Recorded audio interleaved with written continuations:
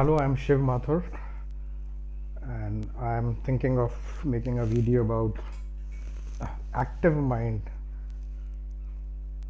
We all say the mind should remain active,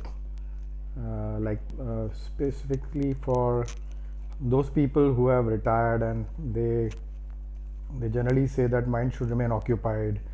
There's a general sense people talk that we should remain active, or they say mind should remain active. So just a couple of days back, in fact today also, I was talking to someone, and this thing came up that the mind should remain active. So today I was meeting someone. He's turning 80-year-old tomorrow. He's a retired naval officer, Commodore, and I'd gone to meet him. And then another friend of mine who's in Calcutta, and we were exchanging some messages, and ultimately he wrote that mind should remain active.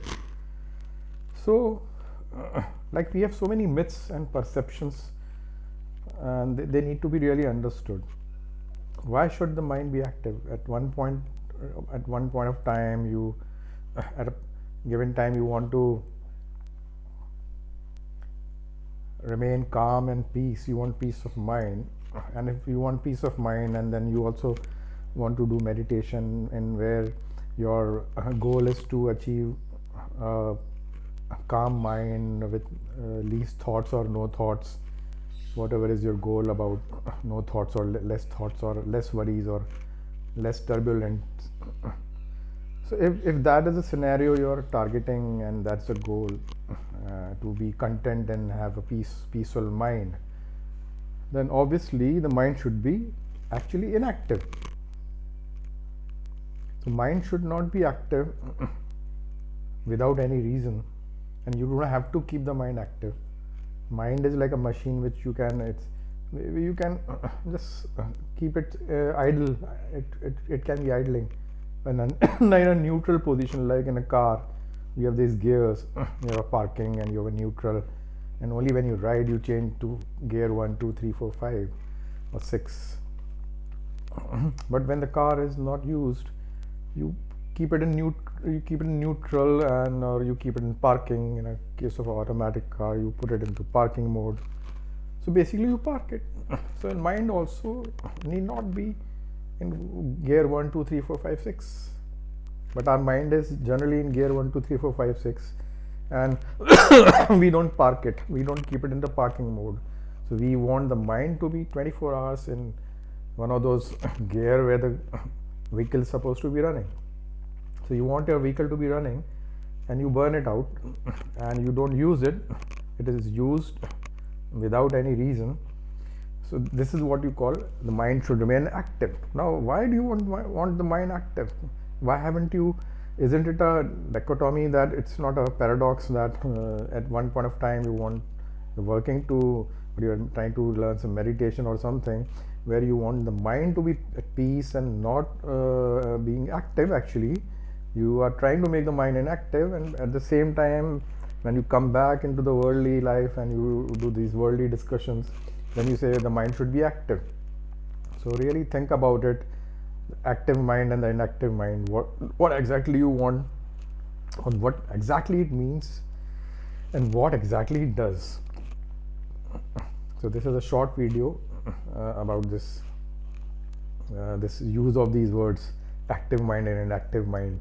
Think deep in it, about it, and understand. And now I'll also tell you why do we say active mind. Because we want to be engaged all the time, because if we are not engaged, then if the mind becomes inactive, we get restless, because the reason is we are conditioned to be active. We have got conditioned to be continuously doing something. So now we are not conditioned, and this conditioning has happened over a period of time. As you grow up, so you are all influenced with the society norms and requirements and professional requirement as you grow up, and the world which is so fast now, the fast lifestyle, in this materialistic world keeps you on the run, so you got conditioned to be running 24 hours, and suddenly if you stop the machine, you just don't know how to handle that. You're not used to that. So when you're not used to that conditioning, your mind has been trained to keep running all the time with whether there's a need or not, but it is just running. Active mind is if you're doing something, then the mind is working on that. But what happens, people have a turbulent mind that apart from what they're doing, and the mind is also processing, or 100 other thoughts, or a lot of worries and thoughts and all. So the mind is actually used to being overactive. Now I'll say active and there's a difference between active and overactive. Active is I'm doing some karma, I'm doing some task, I'm active. My mind is active, it's focusing on that, it's working on that.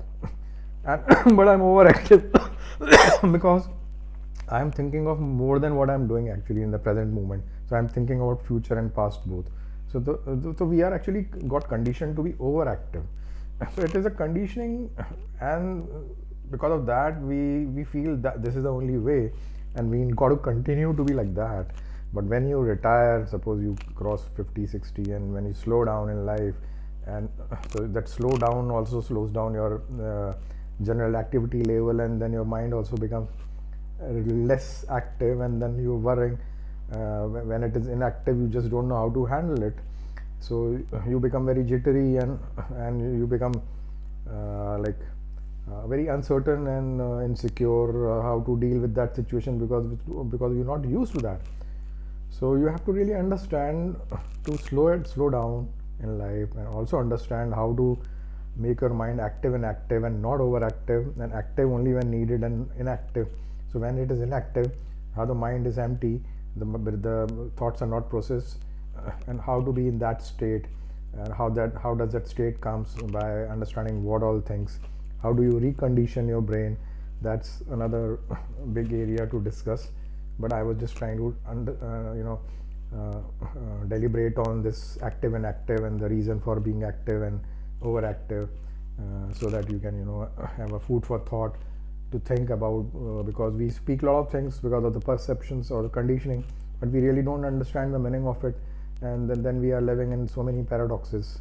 So that's why I thought I'll quickly make a video about this, and I hope you like it.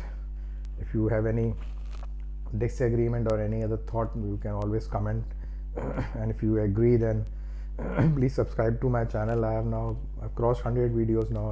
I think this is my 102nd video, and I have many videos on meditation and spirituality, because my channel is more kind of, YouTube has picked up my channel for videos on yogis, Himalayan yogis, and those videos are just 10 or 12, because I can't have a factory of Himalayan yogis. But there are many videos of meditation and spirituality which YouTube is not actually recommending it, and so some of very good videos are not getting seeing the daylight, or not reaching the wider audience, because of the different categories I have in my channel. And YouTube has probably categorized my channel as probably for one particular subject, but the other related subjects of meditation and spirituality are not getting projected by YouTube. But it's okay.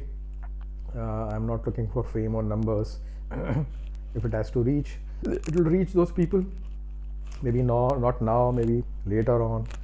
So my kind of responsibility or job is to make this content and then put it online, and then rest all is left to God. Thank you.